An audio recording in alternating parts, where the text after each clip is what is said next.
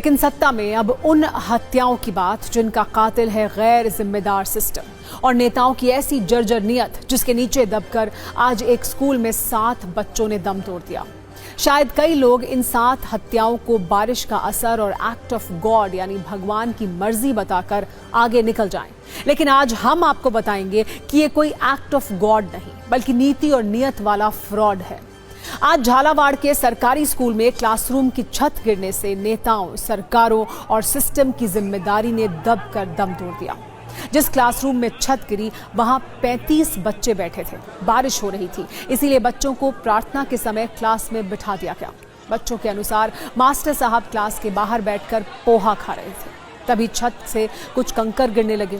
इसकी जानकारी बच्चों ने शिक्षक को दी, लेकिन उनके पोहे का स्वाद न बिगड़ जाए इसीलिए आरोप है कि उन्होंने वहां जाकर देखना तक जरूरी नहीं समझा और थोड़ी देर के बाद पूरी छत नीचे आ गई। उसके नीचे ये बच्चे दब गए। 5 छात्रों ने तो वहीं दम तोड़ दिया, जबकि 2 बच्चों की इलाज के वक्त मौत हो गई। इस तरह जो बच्चे रोज वक्त से पहले स्कूल पहुंचते थे, आज उन्हें नाकाम नीति और बेईमान नियत ने समय से पहले शमशान पहुंचा दिया। जिस पिपलादी सरकारी स्कूल में यह हादसा हुआ, वहां शायद ही किसी अधिकारी या नेता का बच्चा पढ़ता होगा। वहां पढ़ने वाला बच्चा किसी मजदूर का था, किसी किसान का था और किसी गरीब का था। इसीलिए वहां व्यवस्था भी सरकारी ही थी और जवाब भी सरकारी है, जिसे सामान्य बोलचाल की भाषा में टोपी ट्रांसफर कहा जाता है। वो भी आपको दिखाएंगे, लेकिन पहले स्कूल में हुए हादसे पर एक न्यूज रील आप देखिए।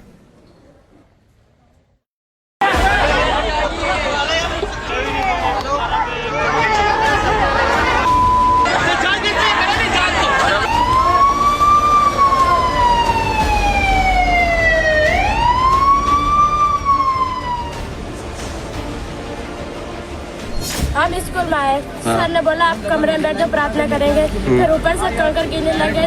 किसी बच्चे ने बोला सर कंकर गिर रहे, तो उन्होंने कहा कुछ नहीं गिर रहा है। तो फिर एकदम से बिल्डिंग गिरने लगी और हम तो बाहर निकल आए और वो अंदर ही रह गए। बेटा उस वक्त आप लोग क्या कर रहे थे? सर हम झाड़ू निकाल रहे थे कमरे का। हाँ। कितने के बच्चे होंगे उस वक्त?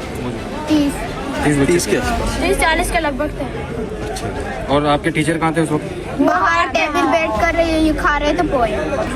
कंकर की शिकायत वहाँ कर दी थी।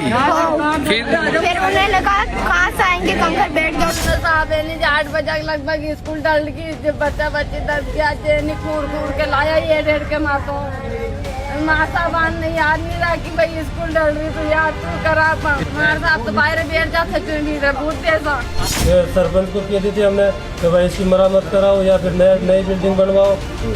स्कूल स्टाफ से कह दी थी, मैंने कहा आप विधायक से सूचना दो, हम गांव वाले साथ देंगे। तो पर इन्होंने हमारी कोई सुनवाई नहीं करी। इसका जिम्मेदार पुलिस, ये स्कूल स्टाफ और सरपंच है। जितने भी बच्चे मरे दबे मलबे में उसका जिम्मेदार। एक क्लास का बच्चा पूरे दब गया है। एक क्लास कौन सी क्लास में था आपका बच्चा? 7वीं का। 7वीं के जितने बच्चे सारे दब चुके? हाँ पूरा दब गया। बिल्डिंग कैसी थी, कितनी पुरानी थी, क्या है पुरानी? लगभग में बिल्डिंग तो भाई मान लो 40-50 साल। शिक्षा विभाग को हमारे निर्देश थे कि कोई भी ऐसा विद्यालय हो जहाँ ऐसा कुछ होने की संभावना हो, उसमें वो छुट्टी कर दें। और जो जर्जर भवन थे उनकी भी हमने सूचना दी, उसमें भी कोई स्कूल का नाम नहीं था। अब इसकी जांच करवाएंगे कि हादसे के क्या कारण है, जो भी दोषी होंगे उनके कितने सभी सीबीओ को और समस्त पंचायत प्रारंभिक शिक्षा अधिकारियों को निर्देशित कर रही हूँ, जर्जर भवन को कहीं SDMC SMC के प्रस्ताव लेके शिफ्ट करने की कार्यवाही करें। आज इस घटना पर हो रहे कुतर्कों की भी बात जरूरी है। जो एक गरीब आदमी के बच्चों को मारने के बाद भावनाओं और संवेदनाओं की भी हत्या कर रहे हैं। देश में एक चर्चित राजनीतिक मॉडल है। किसी हादसे के बाद राजनीतिक दल के नेता और सत्ता में बैठे लोग ये नैरेटिव सेट करने में जी जान से जुट जाते हैं कि जो पुल, बिल्डिंग या छत गिरी वो किसके कार्यकाल में बनी और जिम्मेदारी किसकी है। जिम्मेदारी से बचकर निकलने वाले बयान दिए जाते हैं और दुर्भाग्य से ऐसा ही स्कूल में 7 बच्चों की हत्या पर भी हो रहा है। जब व्यवस्था पर सवाल उठे तो सत्ता पक्ष के नेता राजनीतिक हथियारों के साथ कैमरे के सामने आ गए और कह दिया ये कांग्रेस सरकार के पाप है। पिछले 5 वर्षों में कांग्रेस सरकार ने स्कूलों की देखरेख नहीं की, इसीलिए ये हादसा हो गया। जबकि कांग्रेस कह रही है कि शिक्षा मंत्री इस्तीफा दें। पिछले कांग्रेस काल जो रहा है उस कांग्रेस काल का भ्रष्टाचार है, जिसमें जिस प्रकार के काम हुए हैं वो देख ही रहे हैं हम लोग, किस प्रकार के रोड के काम हुए, किस प्रकार के ब्रिज के काम हुए हैं, और स्कूल जैसी बिल्डिंग में भी इन्होंने कोई कमी छोड़ दी, नुकसान है। तो ये मैं मानता हूं कि इनकी खामियां हैं जो धीरे धीरे सामने आ रही है। इन पर जांच होगी और जो भी संबंधित इससे संबंध रखने वाले जो लोग थे, बनने अधिकारी से लेकर ठेकेदार तक, उन सब पर कार्रवाई होगी।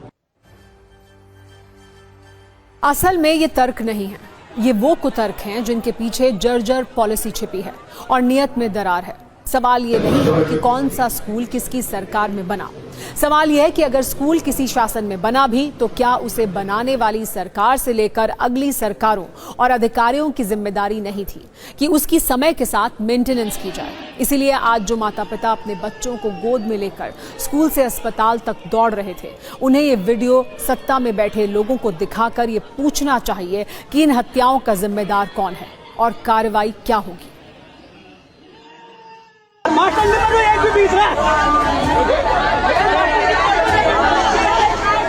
इस हादसे में जिन्होंने अपने मासूम बच्चों को खोया है, उसकी भरपाई तो नहीं हो सकती, पर इस गंभीर घटनाक्रम की उच्च स्तरीय जांच करवाकर जिम्मेदारों पर सख्त कार्रवाई की जाएगी। कांग्रेस के ऊपर आरोप लगाते हो, कांग्रेस की माला ले लो और गले में पट्टा डाल लो, हाथ की निशान। जिम्मेदारी लोगे नहीं, सरकार में आप मुख्यमंत्री हो, शिक्षा मंत्री हो, तो आप इस्तीफा दे दो। यदि आप जिम्मेदारी नहीं ले सकते तो आप छोड़ो। आज क्लासरूम में 7 बच्चों की हत्या पर हमने एक जिम्मेदारी की चेन भी बनाई है। ये सत्ता का वो प्रश्न पत्र है जिसका जवाब देना होगा। पहला सवाल स्कूल मैनेजमेंट से है। जब क्लासरूम की हालत इतनी खराब थी तो बच्चों को क्यों बैठाया गया? क्या किसी ने क्लासरूम की जर्जर स्थिति नहीं देखी? सवाल शिक्षा विभाग से भी है। कलेक्टर का तर्क है पहले ही निर्देश दिए गए थे, जर्जर स्कूलों की छुट्टी कर दी जाए, लेकिन जर्जर स्कूलों की लिस्ट में पिपलोदी स्कूल का नाम तक नहीं था। ऐसा क्यों है? सवाल खुद कलेक्टर से कि एक स्कूल के अंदर जर्जर क्लासरूम में बच्चों को पढ़ाया जा रहा था तो उन्हें जानकारी क्यों नहीं थी? सब हादसे के बाद ही क्यों जागते हैं? और सवाल शिक्षा मंत्री और मौजूदा सरकार से, सरकारी स्कूलों में व्यवस्था के नाम पर टोपी ट्रांसफर क्यों किया जा रहा है? हादसे के बाद स्कूल के सभी 5 शिक्षकों को सस्पेंड कर दिया गया है। मुख्यमंत्री से प्रधानमंत्री और राष्ट्रपति तक सबने दुख जाहिर किया है। मानवाधिकार आयोग ने भी संज्ञान ले लिया है। झालावाड़ में प्रदर्शन भी हो रहे हैं, लेकिन आज उन परिवारों का दुख समझना मुश्किल है जिनके चिराग नाकाम सिस्टम और गैर जिम्मेदारी की छत के नीचे दबकर बुझ गए।